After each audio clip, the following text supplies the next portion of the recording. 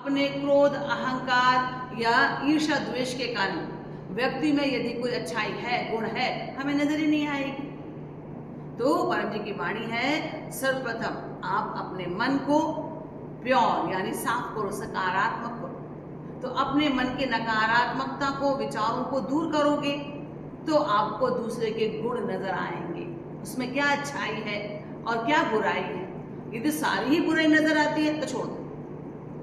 लेकिन यस, अब यह गणना भी परम जी ने सिखाई कि यदि मानव में आप साफ मन से देख रहे हो और उसमें मानव में आपको बुराई कम और अच्छाई ज्यादा नजर आती है तो आप अच्छाई को पकड़ो ना, बुराई देखो ही मत, तो सोचो ही मत, लो ही मत। ठीक है। अब यदि कहीं पर अच्छाई कम बुराई ज्यादा है तो सबसे पहले व्यक्ति से दूर हटना हमें कर लेना चाहिए, क्योंकि बुरे के साथ रहेंगे तो बुरा ही सीखेंगे। इसलिए अच्छा सीखना है तो अच्छाई को अपनाना है और जो अच्छा नहीं है उसको वहीं छोड़ देना है, चाहे वो विचार हो, परिस्थिति हो, मानव हो या मानव की सीख हो। मान लीजिए आजकल के समय में आपने देखा है परिवार में, खासकर अभी मैं जो कह रही थी, इस कार्ड से हमें और क्या मिलता है? इस कार्ड से हमें मिलता है दाम्पत्य जीवन में सुख।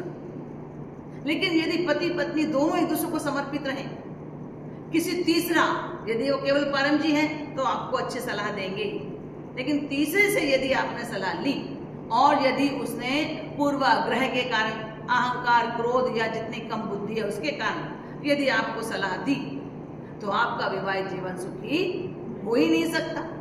तो इसलिए आपको अपने वैवाहिक जीवन को सुखी करना है तो पति पत्नी एक दूसरे के प्रति अनुकूल रहें, एक दूसरे पर विश्वास रखें। बिल्कुल भगवान शिव, माता पार्वती, जो स्वयं परम जी ने कहा कि वैवाहिक जीवन जीना है तो इनके जैसा जीव। और यदि कहीं फिर भी कोई समस्या आती है तो मैं तो हूं ही ना, तो मुझसे मांगो।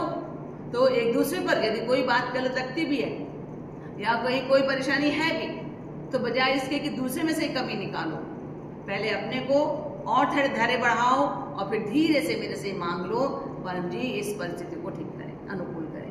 तो कैसे होगा?